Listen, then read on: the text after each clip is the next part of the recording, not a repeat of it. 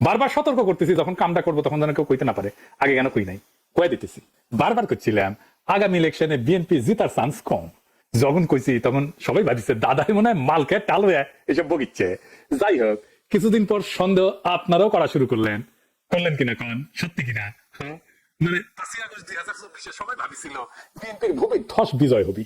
তারপর 14 মাস গেছে, এখন বিএনপি নিজেও মনে করে না ভূমিধ্বস বিজয় হবি, তাই না? এখন বিএনপি মনে করে মেজরিটি সিট পাবি। আর 2 মাস যাক, দেখবেন বিএনপি যে হারিচ্ছে চোখে চোখে দেখতে পারবেন, বিএনপিও বুঝবি। আর আমি আজকে অঙ্ক কইসা দেখে দিমু, এখন তো বিএনপি পুরাই আওলা গেছে। প্রফেসর ইউনূসের বক্তব্য শুনে আমাদের শিলং সালাউদ্দিন কয় প্রধান উপদেষ্টা জুলাই সনদ লঙ্ঘন করেছে, যেটা তিনি সাইন করেছেন সেটাই তিনি লঙ্ঘন করেছেন। আবার রাতে তারেক রহমান ধন্যবাদ দেয়। তাহলে কি জুলাই সনদ লঙ্ঘন করিয়েছে নাকি করে নাই বিএনপি? নাকি শিলং সালাউদ্দিন দলের কথা আর কয় না? এইদিকে বিএনপির আরেক বুদ্ধিজীবী বিশিষ্ট মাদকাধিকার কর্মী ডাক্তার জাহিদ কইছে প্রফেসর ইউনূস নির্বাচন বাম চালের অংশ নিলেন। তার মানে বিএনপি শুধু নিজেই আওলায় নাই, তার আশেপাশের লোকদের আওলায় দিচ্ছে। ডাক্তার জাহিদকে কইেন তাইলে তারেক রহমানকে নির্বাচন বানচালের ষড়যন্ত্র করার জন্য প্রফেসর ইউনূসকে ধন্যবাদ জানাইছে। এরা হুদাই চিল্লে গেছে নির্বাচন বানচালের ষড়যন্ত্রের কথা, এটা যে হুদাই চিল্লেছে, বুঝতে পারছেন তো? আমার নাম কইছে আমি নাকি নির্বাচন বানচালের ষড়যন্ত্র করেছি। বিএনপি নেতা কর্মী সমর্থকদের দশা হইছে বানে ভাষা গুয়ের মতো। বানে ভাষা গু দেখছেন, ডিরেকশন ছাড়া ভেসে বেড়ায়। তারপরে কোনো বাস বা খুঁটা পেলে ওর গোড়া তাইসা জমা হয়। ইনকা আর কি, কখনো জামাইকটার বুদ্ধিজীবীর বাসের গায়ে, কখনো বিরানি আলমের বাসের গায়ে, কখনো মাদকাধিকার কর্মীর বাসের গায়ে, আবার কখনো আসিফ নজরুলের কুত্তার বাসের গায়ে। ছবি সরেন না, এই কৃতজ্ঞ কুত্তার কোনো সাউন্ড আছে নাই? হ্যাঁ, আচ্ছা খোঁজ লাগায় পাইলে দিয়েন, কিন্তু ধরেন কিছুদিন পর পর সে লোগেও করে ওটা না দেন, না পাশে ছবি দেয় না তারপরে দেন। এইবার আচ্ছা, বানে ভাষা গুয়ের কথা করছিলাম তো না, তো বানে ভাষা গু কখনো ওয়াকারের পথ বালকের বাসের গায়ে জড়ো হয়, এইরকম আর কি। তো আওয়ামী লীগের আগুন সন্ত্রাস দেখেছেন না? কতগুলা বাসে গাড়িতে আগুন দিছে রাতে, বাসের ভিতরে ঘুমাইতেছিল এক বাস শ্রমিক, তাদের সব আগুন দিয়ে পড়েছে। কিরকম বিভৎস জিহান সাহেবের এই আগুন দেওয়ার পরিকল্পনা এই সুশান্ত নামের জাউরার। সে বলছে কিভাবে কোথাও পেট্রোল ঢেলা আগুন জ্বালাইতে হবে। হ্যাঁ, ওই লিখছে ভালোবাসা ঢালতে হবে আর কি, তারপরে আগুন জ্বালাইতে হবে। 300 জায়গায় করা যাবে, 300 জন করতে পারবে। প্রেসিডেন্ট সরকার তো অথর্ব, কিছু করতে পারবে না। কিন্তু যতগুলা আগুনের অ্যাটাক হয়েছে তার জন্য তাই সুশান্তরে আসামি করে মামলা করা যায় নাকি বলেন? দ্রুত বিচার করে রায় তো দেওয়া যায় নাকি? নাকি সেটাও পারবে না। যারা যারা পলায় গিয়ে এরকম অন্তর্ঘাত করতেছে তার তালিকা তো করতে পারে প্রেসিডেন্ট সরকার, করিছে, করে তো প্রকাশ করতে পারে, করিছে, করেনি, আমি শিওর।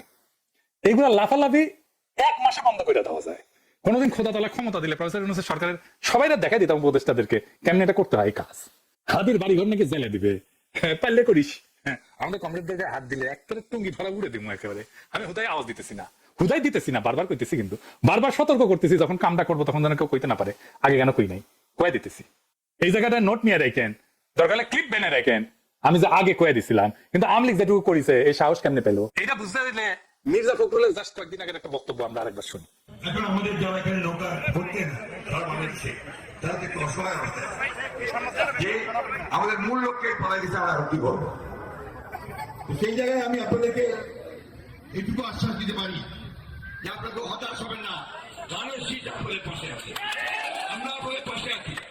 আমরা বেঁচে থাকতে আপনাদের গায়ে কেউ ফুলের টোকাও দিতে পারবে না।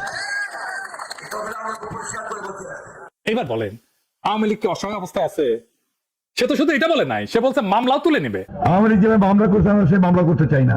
যদি মামলা হয়ে থাকেও আমি আপনাকে কথা বলছি, সমস্ত মামলা তুলে নেওয়া হবে। যত মামলা আছে আওয়ামী লীগের বিরুদ্ধে আমরা সমস্ত মামলাগুলো তুলে নেব।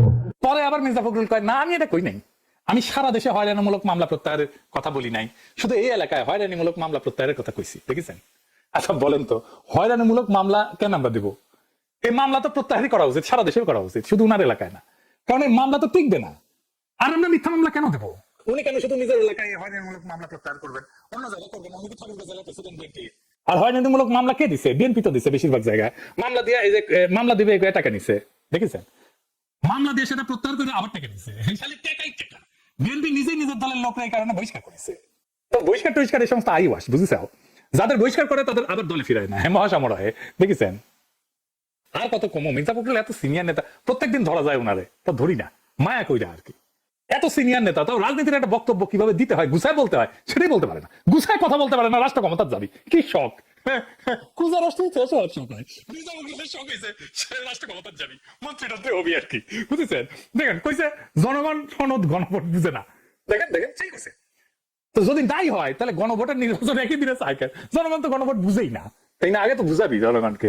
জনগণ যদি নাই বুঝে গণভোট সনদ, তাহলে গণভোট চাইবি কেন বিএনপি? কোন তো কথার কোনো মানে আছে? কথা কয় কোনো মানে নাই, তারপরে দমে দমে নিচে কথা কয়। আগে কলকাতার মিডিয়াতে এই সময় একটা সাক্ষাৎকার দিছিল, কইছিল মুক্তিযুদ্ধে অর্জিত সংবিধান রক্ষায় আজও আমরা স্বাধীনতা বিরোধীদের সঙ্গে লড়াই করছি, বামের আমাদের সঙ্গে আছে, বুঝেছ? আবার দেখেন কইছে তবে বিএনপির পক্ষে আমি আশ্বাস দিচ্ছি জামাতকে আর সুবিধা নিতে দেব না, আমরা চাই ভারত সবার সঙ্গে যোগাযোগ রাখুক, বুঝেছ? আমরা কলকাতা যাব, কলেজ স্ট্রিট থেকে কত বই কিনেছি, আবার সেই সুযোগ পাবো, সিনেমা থিয়েটার দেখবো, মানুষের অবাধে যোগাযোগ হবে, ভিসা প্রক্রিয়া সাবলীল হবে, ভারতীয়রা বাংলাদেশে স্বাগত, ভুল বোঝাবুঝির অপসারণ ঘটুক।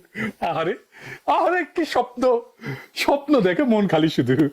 তো পরে বিএনপি কয় এই সাক্ষাৎকার ভুলভাবে উপস্থাপন হয়েছে, ঠাপ খায়া, তারপরে আরো বেশি ঠাপ খাইছে, তখন মির্জা ফখরুল নিজেই কয় এটা আমি দিই না সাক্ষাৎকার, এটা এআই দিয়ে তৈরি করা হয়েছে। তারপরে অনামিত্র মজুমদার যে সাক্ষাৎকার নিয়েছে তার ছবি সহ নিউজ ছাপে দিচ্ছে, দেখেছে? হ্যাঁ, কেমন মিশা কথা কয়, কেমন মিশা কথা কয়, মানে এটা মানুষের মিশা কথা পরে একটা লেভেল আছে। তো বুড়া বয়সে মানুষ মিশা কথা কম কয়, যত বয়সে বাড়িচ্ছে এ বেটা মিশা কথা তত বেশি করছে। জামাই কোটের বুদ্ধিজীবী অনারের কথা বলে, অনার কোটের কথা বলে, এই হইতেছে বাটপারদের অনার, বাটপারি করবে তারপরে আবার অনারের কথা কইবে, মানে এই বাটপারির সীমা নাই। ইন্ডিয়ার গোয়াতে ধরা পড়লে বলবে কই না তো, আমি তো বলিনি, এই বাটপারির সীমাহীন, এটা ব্যক্তিগত স্খলন হইলে বুঝতে, এটা জাতির সাথে প্রতারণা, মিথ্যা কথা কওয়া। আর কি কব, এদের কোনো শিক্ষা হবে না, কোয়ার কোনো শিক্ষা হবে না, এবার ক্ষমতা যাবে চাই, এটা হইতেছে বড় কথা। বাংলাদেশের রাষ্ট্র ক্ষমতা দিতে চায়, মানে মনে করিছে যেহেতু হাসিনা গেছে আমরা কেন না, হাসিনাও তিনকে করেই গেছে, কথা কয়ে মিশাতে কথা কয়ে এখনো কয়। শুধু কি তাই, দেখেন নাটোর স্যার আসলে বিএনপি মনোনয়ন দিছে আব্দুল আজিজ, সে কি কইতেছে, সে নিরাপদে রাখবে আওয়ামী লীগের, শুনেন। আপনাদের নিরাপদে রেখেছি, আমরা যদি ক্ষমতায় যেতে পারি, আমি যদি এমপি নির্বাচিত হতে পারি, আমার বিএনপি নেতা কর্মীরা যেভাবে নিরাপত্তার চাদরে থাকবে, আওয়ামী লীগের প্রত্যেকটা নেতা কর্মী সমর্থকরা নিরাপত্তার চাদরে আপনারা আমাদের অসম্মান করবেন না, আপনারা আমাদের সম্মান দিবেন, আপনাদের নিরাপত্তার দায়িত্ব আমার কাঁধে আমি তুলে নিব, আপনাদের কাছে ওয়াদা দিয়ে দিন। বিএনপি আগামীতে সরকার গঠন করবে, আমি চাই এই অত্র এলাকার জাতীয় সংসদের জন্য আমাদের বিএনপি প্রার্থী সংসদে যেতে পারে। আওয়ামী লীগ ভাইদের উদ্দেশ্যে বলতে চাই, আপনারা আমাদেরকে সহযোগিতা করেন, আমরা আমাদের হেফাজত করবো, যাতে আপনাদের উপর কোনো অবিচার অত্যাচার না হয়। ভাইরা আমার, রংপুর স্যার আসনের এমদাদুল হক ভরসা, দেখেছেন ভরসা দিতেছে। আবার দেখেন শরীয়তপুরের এমপি ক্যান্ডিডেটের মিটিং এ যুবদল নেতা মোস্তাক মাসুম বালা ও কইতেছে আওয়ামী লীগারদের যে জামাত যেন ভোটে না জিতে, তারা জিতলে গেলে হাসিনা ফাঁসির দিবে, তারপর ক্ষমতা যাবে। বেকুব বুঝেও নাই। যারা আওয়ামী লীগ করেন, আপনাদের উদ্দেশ্যে আমার 1 মিনিট কথা। আওয়ামী লীগ বিগত সরকারের সময় সবচাইতে বেশি ক্ষতি করেছে জামাত ইসলামের। তাদের যেই সমস্ত নেতাদেরকে ফাঁসি দিয়েছে, এটা জামাত ইসলামের পূরণ করার মতো না। জামাত ক্ষমতায় যায়, শেখ হাসিনার ফাঁসিতে তুলে তারা শপথ গ্রহণ করবে। বেকুব বুঝেও নাই। ওই মিটিং এ সবাই এই কথায় জামাতকেই ভোট দিবে, কারণ তারা চায় হাসিনা ফাঁসি হোক। এইবার আসেন ইলেকশনের হিসাবটা মিলে দিই। কেজিপি তো জামাই গড়ার বুদ্ধিজীবী কইতেছে যে বিএনপি যদি জামাত এনসিপির সিট ছেড়ে দিত, তাহলে গণতান্ত্রিক উত্তরণ কইছে ডেমোক্রেটিক ট্রানজিশন চালায়া হয়ে যেত আর কি। কি আর কমু, হ্যাঁ, বাঙ্গু এলিটেরা সবকিছুকে নিজের জমিদারি বলে মনে করে, মানে জমিদারির দুঃস্বপ্ন, জমিদারির প্যারাডাইম মাথার থেকে যায় না, সবকিছু জমিদারি। বিএনপির ভোট আছে নাকি? হ্যাঁ, বিএনপির ভোট শূন্য। বিএনপি জিততো, ভোট পাইতো, কিন্তু এই ভোটটা হইতেছে anti Awami League, anti India vote. এই ভোটে জিততো। আওয়ামী লীগের সাথে লড়াই আমরা বিএনপির নেতা মানিছিলাম, কিন্তু আমরা তো বিএনপি করি না, এখন বিএনপির সাথে নাইও। আগে বিএনপির বিপদে বুক আগাই দিছি, ডিফেন্ড করছি, তার লড়াইকে নিজের লড়াই মনে করছি, যদিও লড়াই কতটুকু করছে সেটার কথা নাই কই। আমারে তারেক রহমান কইছিল আপনার রাজনীতি আপনি করেন, হ্যাঁ করতেছি তো, হ্যাঁ তো আমার রাজনীতি দেখতেছেন তো, আপনাদের রাজনীতি পিছু উঠতেছে, কই যায় এটাও দেখবেন। তখন বিএনপির নেতা মানছিলাম, নেতৃত্ব দিতে ব্যর্থ হয়েছে বিএনপি, একের 1971 শেখ মুজিবের মতো।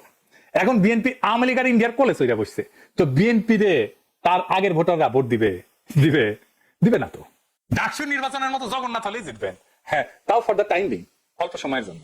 তার আওয়ামী লীগ আর হিন্দুদের ভোট এখন পাইবেন, আর আবার আওয়ামী লীগ ফিরে আসলে আর পাইবেন না ওই ভোট, তখন শূন্য লবডঙ্কা। ওই গয়েশ্বর রায় নিজের ভোটটা দানে শীষে দেয় কিনা আমার সন্দেহ আছে। বেশি কয়া ফেললাম, গয়েশ্বর রায়ের ভোট দেয়, হ্যাঁ দেখেন, কইলাম তো দেখেন। হ্যাঁ, যাই হোক, এবার হিসাবে আসি বিএনপির সিটের হিসাব। বিএনপির 237টা সিটের নমিনেশন দিছে, বাকিগুলো তার জোট সঙ্গীদের দিবি বিলাবি আর কি। তো জোট সঙ্গী সবাই হারবি, সবাই দল বেঁধে হারবি, একটাও জিতবি না, লিখে রাখেন। এমনকি আমদালি প্রার্থীও জিতবি না, লিখে রাখেন। কেন জিতবি না? নির্বাচন কমিশন কইছে এবার নিজের দলীয় প্রতীকে নির্বাচন করা লাগবে। আমদালি প্রার্থী জিন্দিগিতে তার নিজের মার্কা নির্বাচন করেছে, করে নাই। তার মার্কা কি জানেন? গরুর গাড়ি মার্কা। কে চিনে তার মার্কা? এই মার্কা দাঁড়াইলে কে ভোট দিবে? তো মনোনয়ন বঞ্চিত প্রার্থী আছে, সে পুরো দলকে আন্দালিক প্রার্থী পর্যায়ে পিছিয়ে লাগাবে, কারণ তার তো প্রমাণ করতে হবে যে আন্দালিককে মনোনয়ন দেওয়া ঠিক হয় নাই। তো আন্দালিককে না হারাইলে তো তার এটা প্রমাণ করা যাবে না, তার পুরা ভোট যাবে আন্দালিককে যে হারাইতে পারবে তার বাক্সে। তো ধানের শীষে যদি না পায় এই জোট সঙ্গীরা, কেউ জিতবে না। জামাত কিন্তু কখনো নিজের মার্কা ছাড়া ভোট করে নাই, জোট করলেও। দেখেন মতিউর রহমান নিজামীর পোস্টার দেখেন, দাঁড়িপাল্লা নিয়ে ভোট করছে সবাই, জামাতের সব ক্যান্ডিডেট। তার মানে 63টা সিট মায়ের ভোগে চলে গেছে অলরেডি। এখন এই 237টার মধ্যে 151টা জিততে হবে অ্যাটলিস্ট বিএনপিকে ক্ষমতায় যাইতে হইলে। এই আসনগুলোর মধ্যে মাত্র 90টা সিট যদি কেউ জিতে যায়, 90 কিন্তু বেশি না, বিএনপির 147টা সিট ওয়াক ওভার দিবে দরকার হইলে, কিন্তু 90টা সিটে মরণপণ লড়াই করবে, ভালো প্রার্থী দেবে, ভালো বাজেট দেবে, কেন্দ্র সামলাবে, ভালো প্রচার করবে, সব কর্মীদেরকে ওইখানে নিয়ে আসবে। মাত্র 90টা।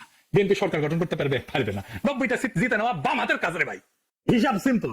মুজিব ইন্ডিয়ার উদ্দেশ্য করে কইছিল, উনি আমাদের কথা রাখলেন না, রাখলেন ভুট্টো সাহেবের কথা। আওয়ামী লীগ পুনর্বাসন করতে গিয়া বিএনপি আম সালা দুটেই যাইতে নিচ্ছে। হ্যাঁ, তারেক রহমান তো আমার কথা রাখলো না, ভুট্টো সাহেবের কথা রাখিছে, মোদির কথা রাখিছে। বিএনপির কপালে ক্ষমতার গোস্ত আর নাই, বিরোধী দলের ঝোল খাইয়াই খুশি থাকা লাগবি। আর আমরা কমো গোস্ত তো পেল না, লে ঝোল খা ঝোল।